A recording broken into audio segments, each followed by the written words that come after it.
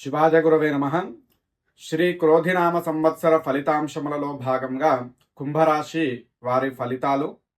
ధనిష్ఠా నక్షత్ర 3-4 పాదములు, శతభిష నక్షత్ర 4 పాదములు, పూర్వాభాద్ర నక్షత్ర 3 పాదములు ఈ కుంభరాశిలోకి వస్తాయి. ఇక ఈ సంవత్సరము కుంభరాశి వారికి ఆదాయము 14, వ్యయము 14, రాజపూజ్యము 6, అవమానము 1. ఈ క్రోధినామ సంవత్సరం నందు కుంభరాశి వారికి గురువు 4వ స్థానమునందు, శని జన్మరాశి స్థానమునందు సంచరిస్తున్నారు. అలాగే రాహువు 2వ స్థానమునందు, కేతువు 8వ స్థానమునందు సంచరించుట చేత గోచారపరంగా ఈ సంవత్సరంలో మధ్యస్థం నుండి చెడు ఫలితాలు అధికంగా ఉండబోతున్నాయి. ఈ రాశి వారికి ఏలినాటి శని, జన్మశని ప్రభావము అధికముగా ఉన్నది. కుంభరాశి వారికి వాక్ స్థానంలో రాహువు, ఆయు స్థానంలో కేతువు ప్రభావం చేత ఈ సంవత్సరము వాగ్వివాదాలు, గొడవలు, చికాకులు మరియు అనారోగ్య సమస్యలు వేధించే అవకాశం ఉంది. కుంభరాశి వారు ప్రశాంతంగా ఉండాలి. ఎదుటి వారితో మాట్లాడేటప్పుడు ఆచితూచి వ్యవహరించాల్సిన అవసరం ఉంది. ఇక ఉద్యోగస్తులకు ఉద్యోగంలో గొడవలు అధికముగా ఉండును.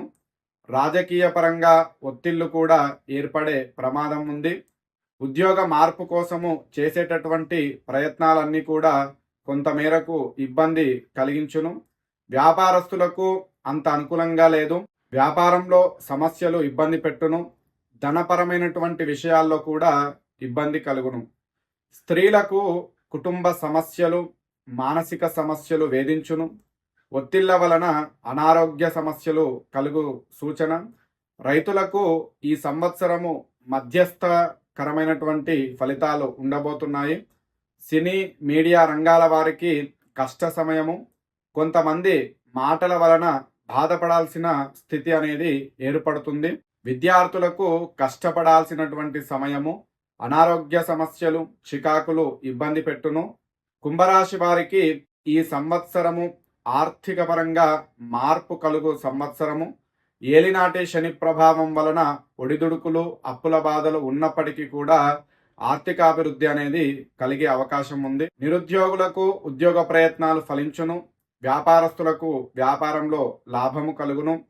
ఉద్యోగస్తులకు ప్రమోషన్లు వంటివి అనుకూలించే సమయము. ఉద్యోగ మార్పు ప్రయత్నాలు అనేటివి ఫలిస్తాయి. కుంభరాశి వారికి ఈ సంవత్సరము ఆరోగ్యపరంగా మధ్యస్థ ఫలితాలు కలుగుచున్నవి. గత కొంతకాలంగా ఉన్నటువంటి అనారోగ్య సమస్యల నుండి బయటకు వచ్చెదరు. ఆరోగ్యం కోసము ధనాన్ని ఖర్చు చేస్తారు. ఈ రాశివారు నిత్యము కూడా ఇంద్రాక్షి స్తోత్రము, అలాగే శివకవచము పారాయణం చేయుట విశేష ఫలదాయకంగా ఉంటుంది. అలాగే శివక్షేత్ర సందర్శనం కూడా శుభ ఫలితాలను ఇవ్వగలదు.